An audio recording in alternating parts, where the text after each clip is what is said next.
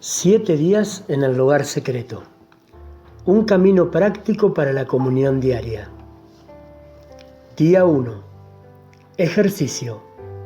Llevar todo a la cruz. Bernardo. Lo primero que debemos hacer es ir a la cruz y morir. Sí, este lugar secreto es la cruz. Bienvenido a tu propia crucifixión. Has venido aquí a darle el gobierno de tu alma y entregarlo en la cruz de Cristo para su muerte. Esta es la puerta de entrada a la vida de resurrección. Este lugar, querido lector, es tu espíritu, y en tu espíritu, para que haya vida y resurrección, debe haber primero muerte. Nada sucede si no voy a la cruz. La cruz es lo primero que nos da Dios, que es quien hará todas las cosas. Y para eso, Él necesita garantizarse nuestra muerte en su cruz. Lector, ¿me podrías explicar un poquito más esto? Bernardo, claro que sí. Nuestra vieja naturaleza o vida humana quiere gobernarnos, hacer, opinar, guiarnos. Pero Cristo, la vida divina que está en nosotros, es quien quiere hacer todas estas cosas y, para que ello suceda, una de las dos voluntades debe anularse, o la de Él o la nuestra.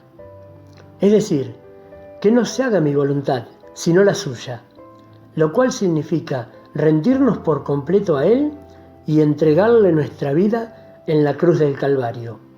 Mediante la oración, entrego mi vieja forma de actuar en la cruz de Cristo para su muerte, para que ya no opere en mí. Lector, estoy listo. Claro que sí. Bernardo, muy bien. Te mostraré 5 radiografías de tu alma. Las descubriré una a una y luego de que las describa, quiero que puedas observarlas bien, porque el médico divino te dirá cuál es la que te pertenece de todas ellas. Primera radiografía del alma. Ya sé, el conocimiento sin amor.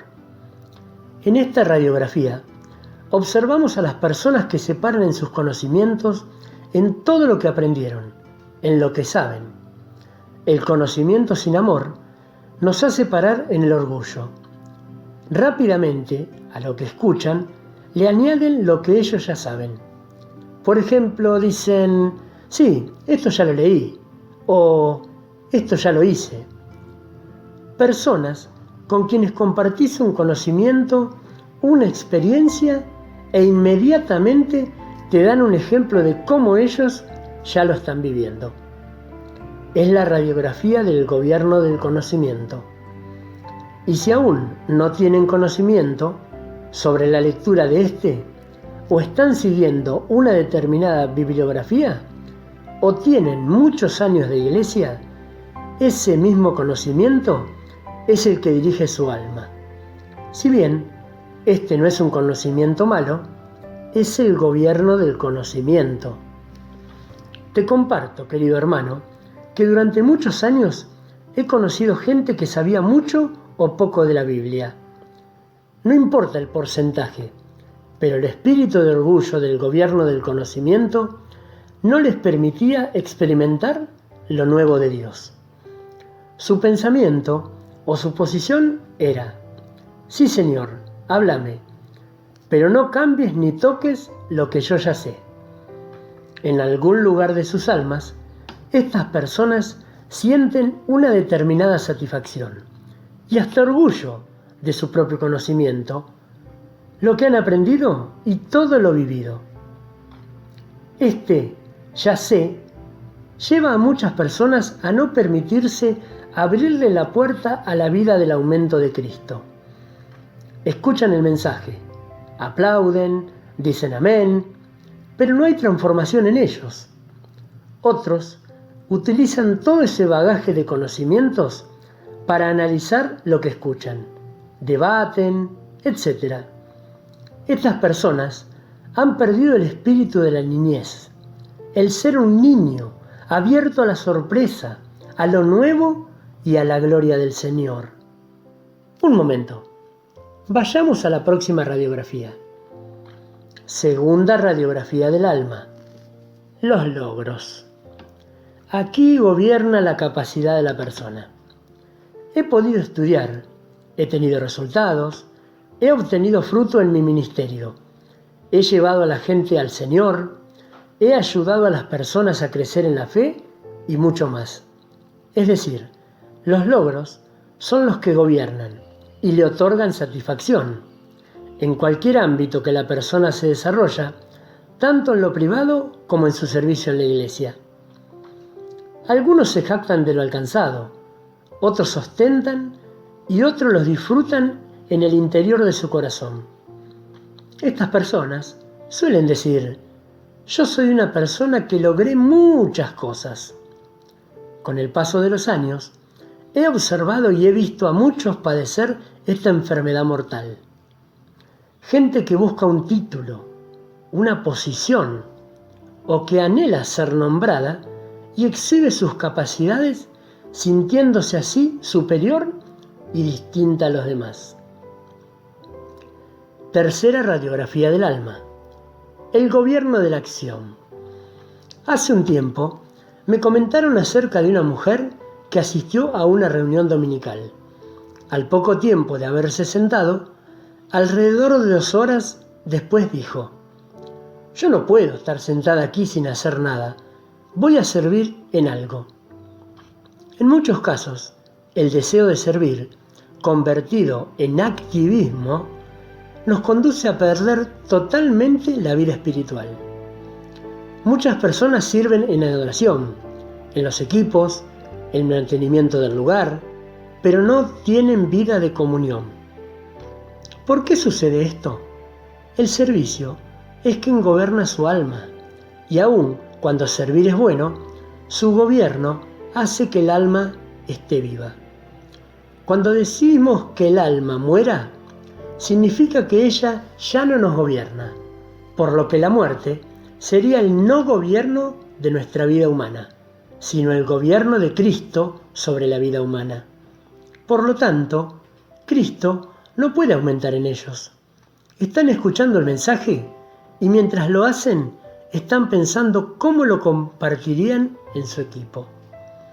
Leen y se informan para compartir con los otros, ya que, para ellos, el conocimiento es poder. Toda su vida o parte de ella son gobernados por la acción. A lo largo de todos estos años, he visto a cientos servir y de una manera excelente. Sin embargo, todo su esfuerzo ha sido hecho con las fuerzas del alma. No había disfrute de Cristo. Cuarta radiografía del alma. El cansado o vencido. En esta radiografía observamos a las personas gobernadas por la molestia, el hastío. Para ellas, todo es esfuerzo y una gran lucha. En algún momento, congregarse, orar, etc., fue hermoso, pero al pasar los años, sienten un gran malestar y piensan que esto es debido al desgaste producido por el contacto con la gente, a sus problemas personales, y todo le ha generado una gran desazón y ha minado la poca fuerza o energía que tienen. Sin embargo, todo eso es síntoma de haber perdido la comunión y la frescura con el Señor.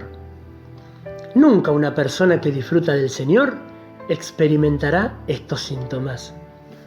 Hay personas a las que hay que motivar, alentar y, cuando tienen que elegir entre ir al club o a la reunión, eligen la piscina, ni hablar si hay un partido de fútbol o un asado. En una reunión saltan y gritan, pero cuando deben elegir, lo hacen por las cosas ajenas al Señor. Tal vez no se les nota su malestar, su cansancio y su piloto automático, pese a que, en su interior, sienten un vacío que muchas veces solo ellos lo conocen. Quinta radiografía del alma. Vivir en el pecado. son las personas que son gobernadas por sus propias decisiones. Yo vivo en santidad en las áreas que quiero. Sin embargo, si me enamoro de alguien casado y cometo adulterio, o robo, o miento, o tengo una reacción carnal, eso está justificado. Son personas que tienen una división entre su alma y su espíritu. Hay momentos en los que ellos viven con el Señor en la cima más alta. No obstante, en otros instantes viven en sus pecados más bajos, como si nada cambiara. Todavía mantienen ideologías humanas, defienden la moda ideológica y de pensamiento de turno o viven en el placer de su propia carne, aunque eso sí, aman a Dios, lo buscan y lo sirven. Muy bien, aquí están las 5 placas delante de vos. Quiero pedirte que las observes con detenimiento y leas despacio, una por una, porque le vamos a pedir al médico que te muestre cuál de estas es tu diagnóstico. ¿Oramos? Señor, danos luz. Ahora, Espíritu de Dios, muestra cuál de estas actitudes gobierna mi vida para llevarla a la cruz para su muerte. Te pido que vuelvas a leer y permitas que el Señor te diga en tu corazón cuál de ellas debe ir a la cruz. ¿Lo hacemos? Cuando tengas identificada cuál es o cuáles son las radiografías, vamos a entregarlas en la cruz. Oramos. Señor, aquí estoy. Mi vida está gobernada por nombrarle al Señor lo que Él te mostró. Quiero entregarlo en la cruz para su muerte. Me reconozco en este gobierno del alma y pido que el poder de la muerte mate esto en mí. Y ahora lo declaro hecho en el nombre de Jesús. No pases a la próxima página hasta no haber hecho la oración de muerte y resurrección. Muy bien. Gloria al Señor. Se te ve distinto. Algo poderoso ha sucedido. Algo de nuestra alma ha muerto y Cristo ha aumentado en nosotros. Gloria a Dios. ¿Seguimos? Pero antes, quiero preguntarte algo. ¿Cuánto tardaste en hacerlo? ¿Fue rápido lo que te mostró el Señor? Quiero decirte algo importante. Todavía hay más para morir. Estas radiografías no son todo lo que hay que morir. Todavía hay más. Esta entrega que acabas de hacer ha sido la más básica y superficial. Te invito, si estás dispuesto a vivir en lo profundo de Dios, a que ahora permitas que el Espíritu Santo te muestre más placas. Él te mostrará cuáles son las áreas, los pensamientos, las emociones, los pecados, etc., que todavía siguen gobernando tu corazón. Déjame orar por vos, y mientras lees esta oración en voz alta, dispone de todo el tiempo necesario para permitir que el Espíritu te muestre una imagen, un recuerdo, una voz. Hacé esta oración. Señor, quiero morir por completo. Te pido que me muestres a qué más debo morir. Poné ahora delante de mí. Te pido imágenes, pensamientos, recuerdos que todavía debo llevar a la cruz. Nombra lo que venga a tu corazón en voz alta. Tómate el tiempo necesario, en silencio y con los ojos cerrados, y todo lo que vaya viniendo a tu corazón, llévalo a la cruz para su muerte. ¿Lo hiciste? ¿Cómo te fue con la experiencia? Ha habido un nuevo aumento de Cristo.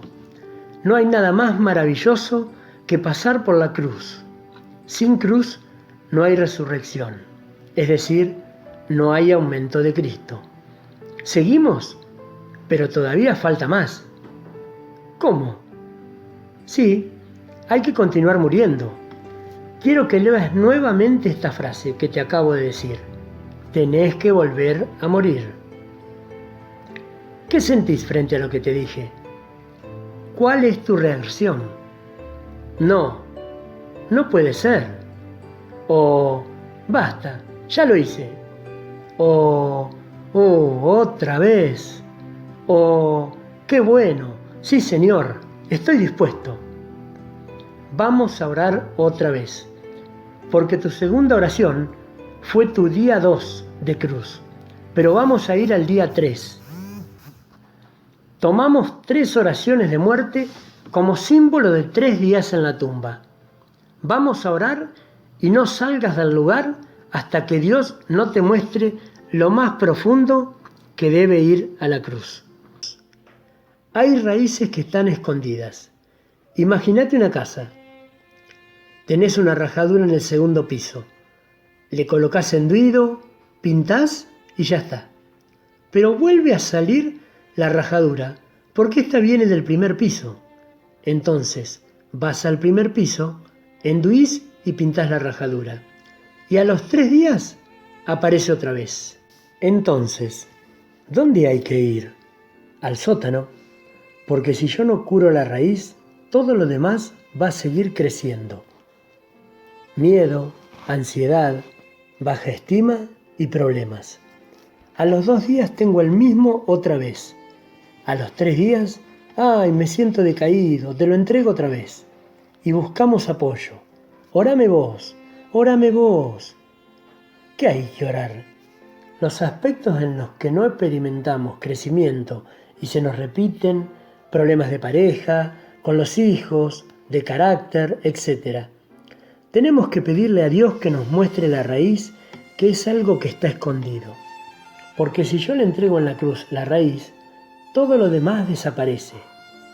David decía, Señor, mostrame la raíz. Lector, ¿cómo encuentro esa raíz?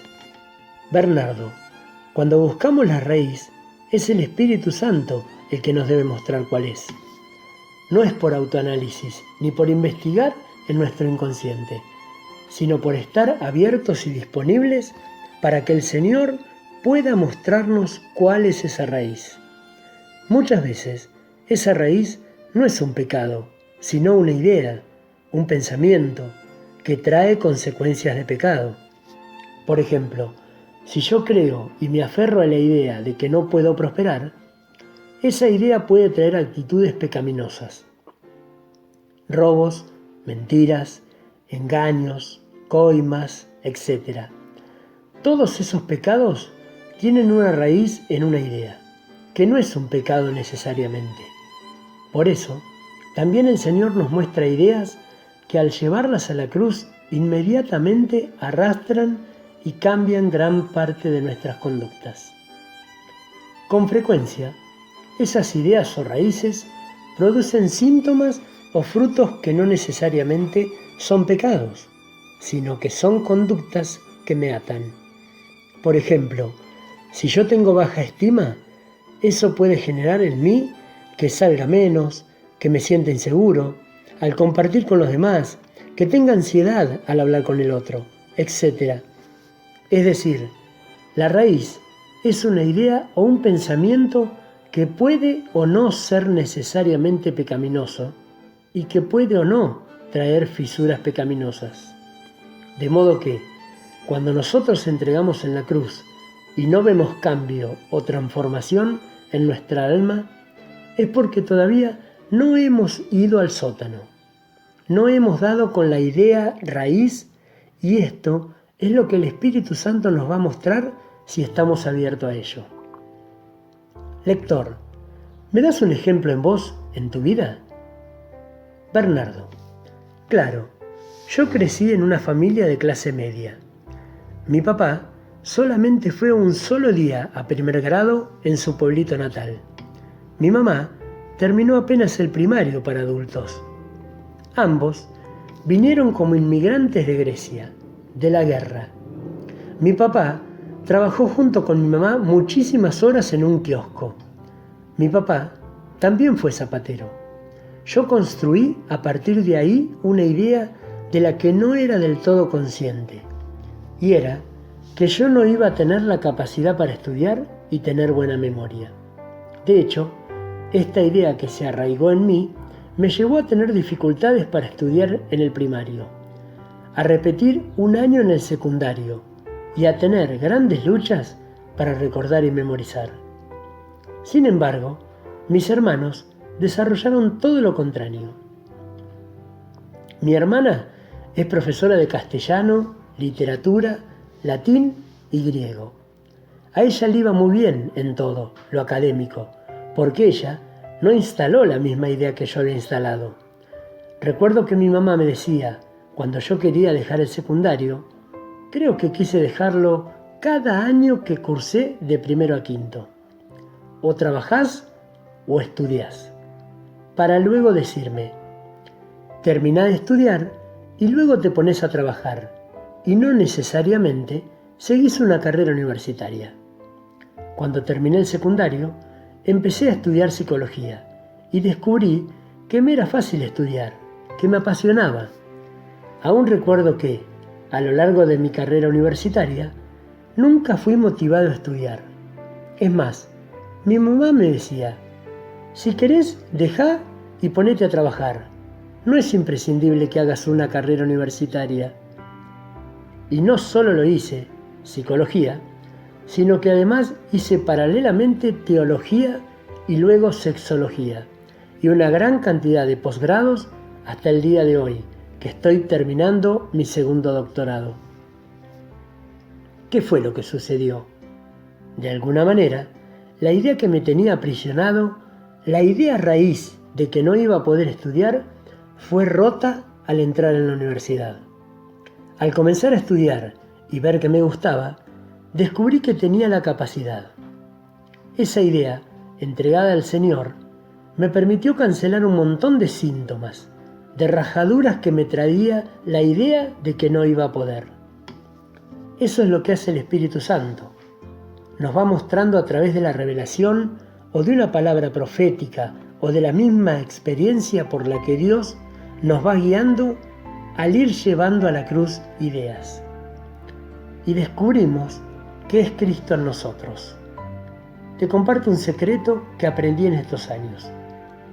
Siempre que leo la palabra o tengo un desafío por delante, le digo al Señor, yo no puedo, pero vos sí podés. Todo lo puedo en Cristo. El establecer que yo no puedo me permite en humildad llevar a la cruz mis incapacidades, pero a la vez saber que no es por mi capacidad, sino a través de Cristo que nosotros crecemos y avanzamos.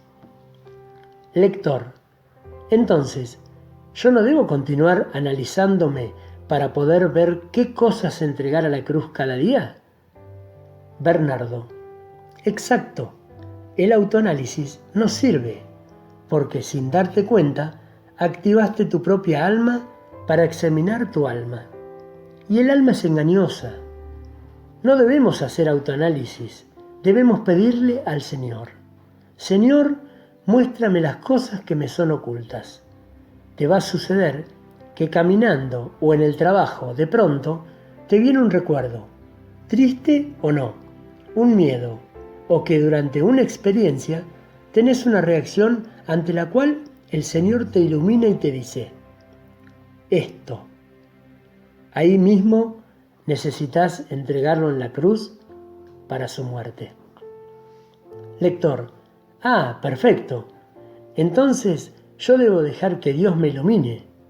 Ahora, una vez que el Señor me muestra algo en el diario vivir, ¿debo acompañarlo de algún esfuerzo o sencillamente hacer una oración? Bernardo, es sencillamente una oración.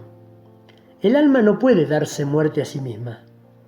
Es la cruz la que mata el gobierno del alma. Entonces, yo no debo esforzarme ni tratar de mejorar mi conducta, mi comportamiento. La vida de Cristo no mejora mi conducta, sino que la vida de Cristo mata mi conducta para Él resucitar. Esto te lo explicaré luego más detenidamente. No hagas ningún esfuerzo en tratar de mejorar o de cambiar. Simplemente cree que la cruz tiene el poder de darle fin a todo lo que nos gobierna. Quien sabe rendirse pronto, será perfecto. Lector. Bernardo, me surge entonces esta pregunta, cuando lo llevo a la cruz. ¿Lo entrego en la cruz para su muerte en una oración sencilla? ¿O dejo que el Señor me muestre a lo largo del día a qué cosas morir? ¿Debo sentir alguna emoción en particular? ¿Debo repetir siempre la misma oración? ¿Me podés dar luz sobre esto? Bernardo, no debemos repetir la misma oración, sino sencillamente dejar que el Espíritu nos guíe. Él te va a mostrar las palabras correspondientes. Eso sí, siempre debe ir a la cruz y automáticamente que lo llevamos a la cruz, de inmediato algo de Cristo resucita en nosotros. Por ejemplo, te conté que yo luchaba contra mi timidez. La entregaba en la cruz para su muerte. Cada vez que aparecía e inmediatamente la vida de Cristo, la seguridad de Cristo y la fuerza de Cristo se expresaban y se expresan hasta el día de hoy a través de mí. Siempre la muerte y la resurrección son dos caras de una misma moneda. La muerte sería el aspecto negativo y la resurrección el aspecto positivo. Las dos van juntas porque una opera con la otra. Lector, me quedó clarísimo. Me surge otra pregunta. ¿Yo debo morir para que Cristo lo haga todo? ¿Eso implica entonces no hacer nada? Bernardo, es una gran pregunta la que estás haciendo. En el siglo XVII, en Francia, se desarrolló una teoría que se llamó el quietismo y decía que uno no debía hacer absolutamente nada, solo morir, y que era Dios quien hacía absolutamente todas las cosas. Un estado parecido al de la aniquilación del yo, para que Dios lo hiciera.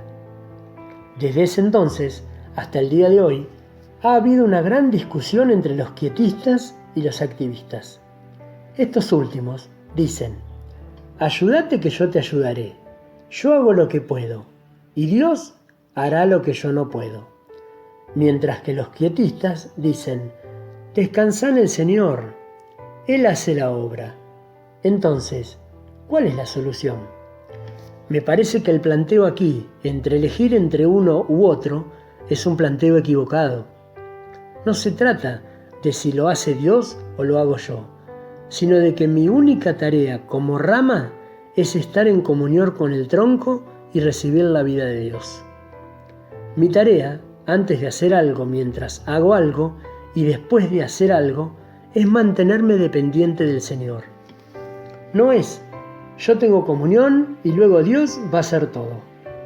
Tampoco es yo hago algo y después tengo comunión, sino que es yo tengo comunión con Él antes, durante y después de hacer las cosas. Esa comunión se la expreso al Señor. Señor, ya no vivo yo, ahora sos vos quien lo hace a través de mí. Te doy el ejemplo del auto. No sirve de nada si yo le enseño a manejar a alguien y le digo: mirá hacia adelante, poné las manos en el volante, mové los cambios. La primera tarea es encender el motor y recién ahora voy a mirar hacia adelante. Poner las manos en el volante, mover los cambios, etc. Es la fuerza del motor la que guiará mis acciones. Es decir, que el motor encendido constantemente va expresándome, si pudiésemos decirlo así, a través de las acciones que yo hago. Entonces, no se trata de elegir entre las hermanas de Lázaro, María o Marta, entre el servicio o el quietismo, sino de elegir solamente tener comunión con Dios. Y en todo lo que hacemos, ya sea que nosotros lo hagamos o que Dios nos marque específicamente hacer algo, debe expresarse Cristo a través de nuestras acciones. Lector, es decir, que llevo aspectos a la cruz para su muerte y Cristo crece en mí y resucita áreas llenándolas de fuerza. ¿qué sería la resurrección que surge luego de llevar a la cruz? Bernardo, vamos a un ejemplo práctico. Debo dar un examen. Entonces mi tarea es entregar en la cruz mis miedos, mi ansiedad, declarar victoria en mí y dejarme guiar por el Espíritu Santo.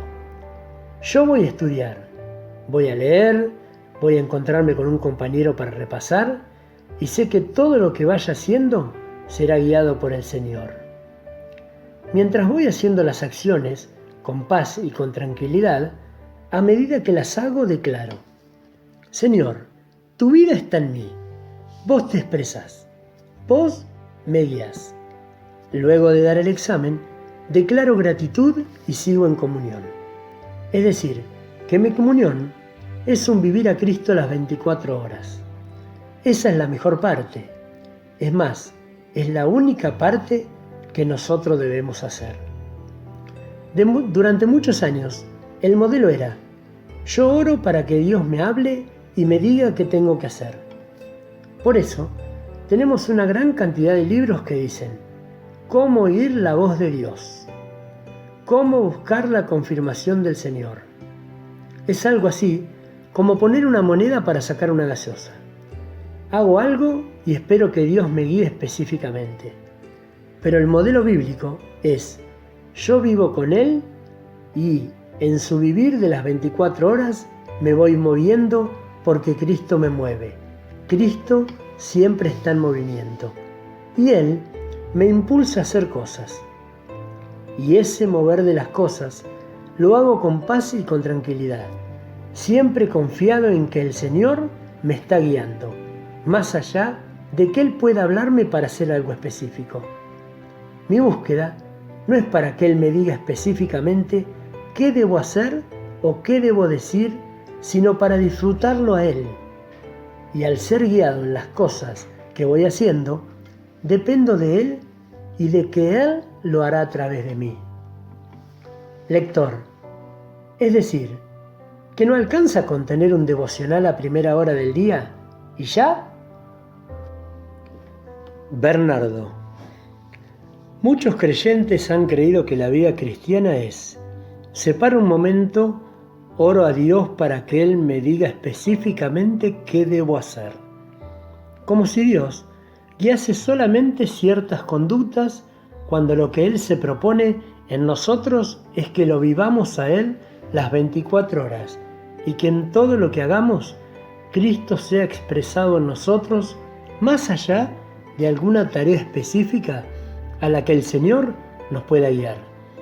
Sin embargo, no debemos ponernos a leer libros y buscar 5 maneras de escuchar la voz de Dios o métodos. Sencillamente debemos disfrutar de Él y movernos en Él y en cada mover, dado que Él es vida y movimiento. Expresar: Señor, lo hacés vos, yo no puedo, pero todo lo puedo en Cristo que me fortalece. Así, descubrirás resultados extraordinarios del vivir a Cristo, del moverte en paz y de ver a Cristo actuar. Lector, estoy entendiendo, Bernardo. Todo esto que me estás compartiendo es pura vida práctica, es vivir a Cristo. ¡Gloria a Dios! En principio, te comparto que me costó llevar a la cruz algunas cosas que me fueron dolorosas. Otras las entregué con alegría, como algunos temas y obsesiones míos. Y otras me eran ocultas, pero Dios me las fue mostrando. Lo hice como un niño, con fe, y declaré siempre que, después de la muerte, Cristo crecía en mí. Ahora, mi última pregunta es: ¿cómo sé que Cristo creció en mí? ¿Debo sentir algo en particular? Bernardo, gracias por esa pregunta. Es clave. Pablo nos da un termómetro en Romanos 8, donde dice que hay vida y hay paz en nuestro espíritu. La vida, la energía, el movimiento, la fuerza, la alegría son la expresión de que Cristo creció en nosotros. Ahora tenemos más ganas de compartir, más ganas de servir, más ganas de buscarlo, más deseo. Pero no son ganas humanas, fuerzas humanas, sino que es la vida de Dios que ha aumentado en nosotros. Por otro lado, también sentimos paz. Las preocupaciones que antes teníamos siguen con nosotros, pero tenemos paz. Hay paz en nuestro carácter y vas a notar que la gente te va a decir que te ve con mayor luz, con mayor brillo, con mayor fuerza. Eso se va a transmitir y vos lo vas a percibir en tu espíritu todos los días. Ir a la cruz a lo largo de todo el día, hacer de esto una experiencia de amor, de alegría, tomar la cruz para resucitar. Qué distinto habría sido si Jesús no hubiese resucitado. Tomar la cruz sería sencillamente morir para no volver a vivir. Pero para los que amamos al Señor, cuando el grano de semilla muere, trae vida. La cáscara de esa semilla es nuestra alma.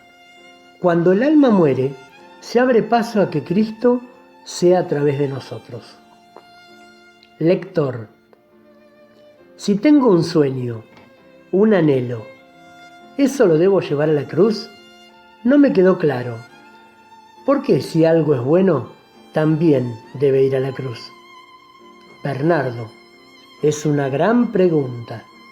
Lo bueno y lo malo siguen siendo algo humano, siguen siendo carne.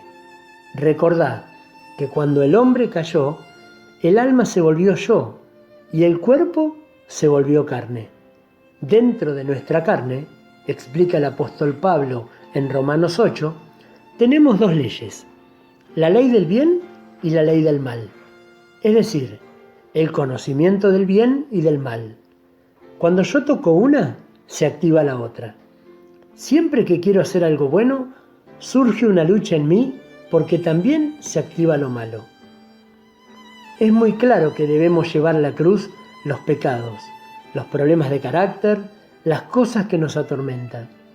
Sin embargo, también debemos llevar lo que es bueno, en lo natural, es decir, que opiniones, sueños, fuerzas y alegrías también deben morir. Lector, ¿pero cómo hago? Bernardo, cuando Cristo toma mi alma, mente, voluntad y emociones, Él la transforma, la resucita. Y ahora, todo lo que salga de allí, pensamientos, emociones, acciones, será Él que se expresa a través de mí. Lector, ¿me das un ejemplo? Bernardo, por ejemplo, voy a dar una charla y llevo a la cruz mi capacidad, mis habilidades y mis conocimientos. Le digo, Señor, llevo a la cruz para su muerte mi propia capacidad. Yo te pido que sea tu capacidad la que actúe. Recordá que Juan 15 dice, separados de mí, nada podéis hacer. ¿Cómo nada? Podemos hacer muchas cosas, sí, pero nada tendrá recompensa. Es decir, que es Cristo a través de mí. Por eso, lo malo y lo bueno siguen siendo gobierno del alma, y todo pasa por la cruz. La cruz resucita mi alma y la utiliza, y ahora el fruto que se ve en mí es el fruto de Él expresado a través de mi alma. Hay muchas formas de tener comunión con Dios y llevar a la cruz lo que el Espíritu Santo nos muestra en una de ellas. No es la única forma de orar y de experimentarlo a Él. Es una de las tantas y debemos dejar que el Espíritu Santo nos guíe a lo largo del día para hacer esta experiencia con Él. Cuando hablamos de morir, nos referimos al gobierno de nuestra propia vida. Ya no vivo yo, ahora vive Cristo en mí. Gracias por las preguntas que hiciste. Espero y sé que la luz de Cristo habrá aumentado y quiero mostrarte cómo va a ser nuestra manera de relacionarnos en este lugar secreto. Siempre primero haremos la experiencia y luego contestaré tus preguntas. Primero es la vida, la experiencia y luego el conocimiento de la vida. Este es el orden que Dios ha establecido. Ahora que recibiste más conocimiento de vida, lleva a la cruz a lo largo del día todo lo que el Señor te muestre. Vivirás en el poder de la resurrección.